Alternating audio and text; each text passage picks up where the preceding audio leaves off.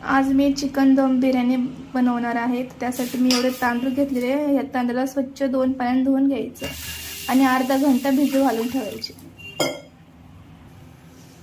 आपण यात 1 तांब्याभर पाणी टाकायचं.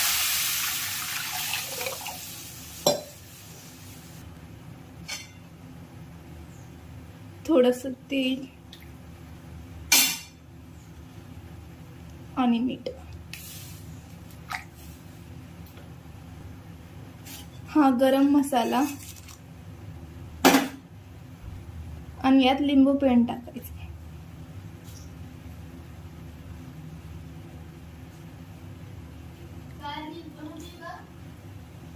बघा आता पाण्याला चांगले उकळ आले. आता याच्यात तांदूळ टाकून द्यायचे सगळं.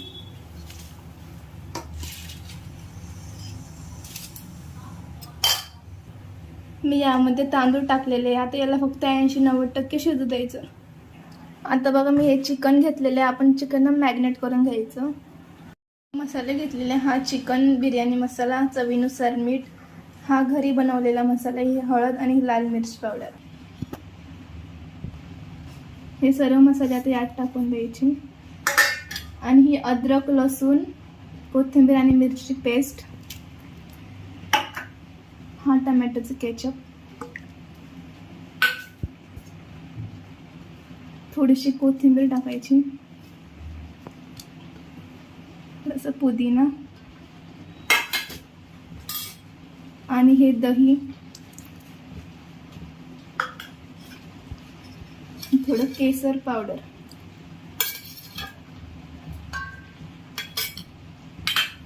आता आपण याला चांगलं मिक्स करून घ्यायचं.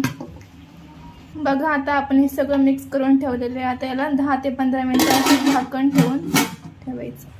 आता हे चिकन 10 ते 15 मिनिट शिजू द्यायचे. 3 पळी तेल टाकायचं.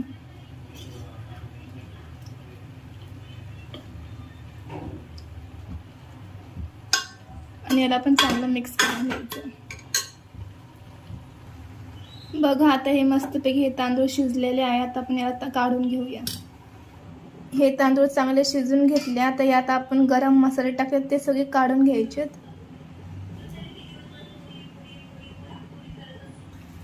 मी इथे 4 कांदे कापून घेतलेले. आता याला तेलामध्ये तळून घ्यायचे. हे कांदे तेलामध्ये टाकून घ्यायचे आणि ह्या कांद्याला चांगला लालसर रंग येऊस्तर तळून घ्यायचे. आता आपण यामध्ये तांदूळ टाकून द्यायचे.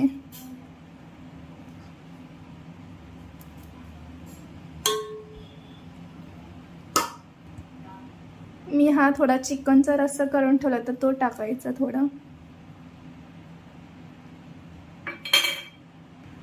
आता परत यावर तांदूळ टाकायचे.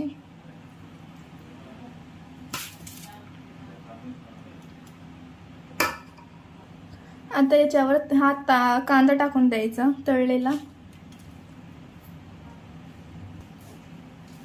ह्या मी 4 मिरच्या घेतल्या त्या टाकायच्या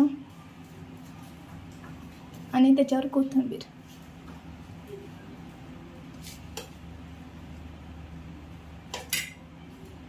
आणि हा केसर पावडर घेतला तर ते टाकायचं.